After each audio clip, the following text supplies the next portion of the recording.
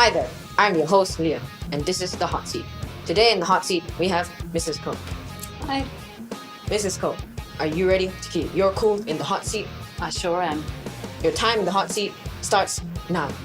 What was your first job? Typist. What's the superpower you'd most like to have? Oh, I don't know. Name one thing currently in your fridge. Milk. What is your favorite color? Pink. Cat or dog person? Dog. What's your all-time favorite book?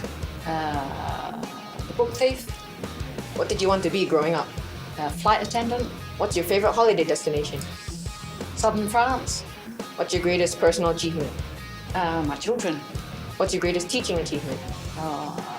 Just teaching children. What's your favorite gadget?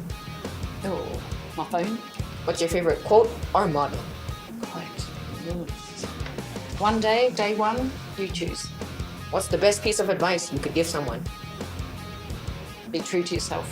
What's the worst piece of advice you've been given?